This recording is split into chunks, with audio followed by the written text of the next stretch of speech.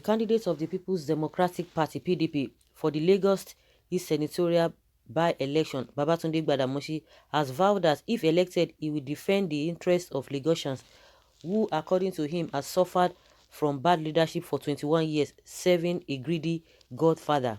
According to him, as a Lagosian, he owes them the duty to defend them at all times and is not answerable to anyone whom he described as a delusional godfather. Badamoshi, in a series of tweets on Friday, was reacting to the federal government's directive to all citizens operating accounts with financial institutions in the country to immediately approach their banks, complete and submit the self-certification forms. A decision which the federal government reversed barely 24 hours after it made the post on its official Twitter handle, apologizing to Nigerians that the information from the Federal Inland Revenue Service (FIRS) was not intended for everyone, adding that the FIRS will clarify the public. Despite federal government withdrawal, Badamoshi explained that he saw the move as another reckless attempt to grab more power by an already all-powerful presidency. He said Lagos State has the highest number of bank customers in Nigeria, and majority of Nigerian banks have up to 50% of their entire branches in Lagos State. This confirms the status of Lagos State as the most populous, most commercial, and the highest contributor to Nigeria's treasury. This is why when rules, laws, or regulations are made that impede commerce or dissuade enterprise, Lagos is always the most affected. Indeed, we are the barometer for the economy of Nigeria. As a bona fide Lagosian, beholden only to Lagosians and not any delusional godfather, I consider it my burden duty to deploy my voice in the defense of the prosperity of Lagosians. Anyone that attacks the prosperity of Lagos and Lagosians of all creeds is my enemy. Any policy that affects Lagosians adversely with no benefit in sight is a target for my anger. I refuse to accept the strange regulation tweeted yesterday by the Nigerian government handle because I could immediately see the chaos it will cause in Lagos and saw it as another reckless attempt to grab more power by an already all-powerful presidency. Happily, it's been scrapped. This is just a taste of what to expect when I am elected senator for Lagos East Senatorial District. I will fight for you and defend your interests at all times. God knows you deserve the best 21 years of serving the greedy godfather, he promised. Lagos East Senatorial District became vacant following the death of Senator Bawo Oshinowo, representing the area, on June 15th. The Independent National Electoral Commission has scheduled the senatorial by-election for October 31st, 2020. Well, nothing wey Musa no go see for gate. It's been like that, and Nigeria, if not that they came back and apologize, nothing. There's nothing Nigerians would have done. There's nothing would have done. Everybody would just be like, okay, if that's how they want to do it, fine. Lagos needs deliverance from a breath of fresh air. You don't reap from where you never sow. So who is reaping from where he or she has sown? Some people, God will help them. We need more polling units in Etiosa, especially in Lekki Axis. Most times the polling units are positioned in villages far from most of the housing estates, where hoodlums and thugs of APC take control. You have no value to add. You are only wording statements. It will take you nowhere. God, go back to the drawing board. Some people don't know how to reason. When you want to know whether a state has moved forward, you should compare the visible development with the GTB of such state. You can't just say a state is developing out of nowhere.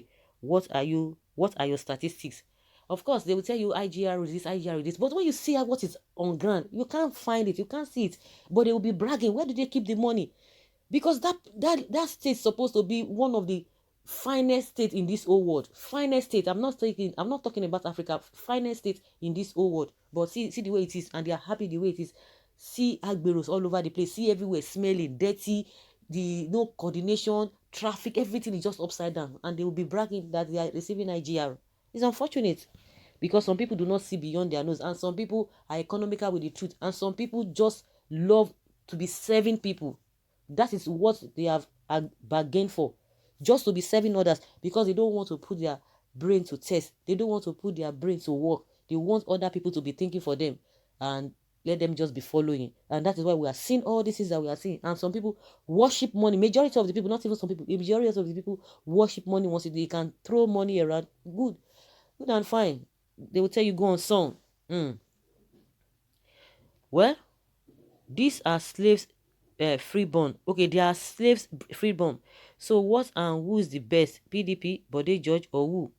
Either Lagos is in cage under Godfather for over 25 years or not. The truth is that Lagos has been moving forward successfully since that time. You said, Oga Gbadamoshi, only God knows what would have happened if PDP had won election years back. I'm not sure them PDP can do what the Godfather and his elect have done ever since.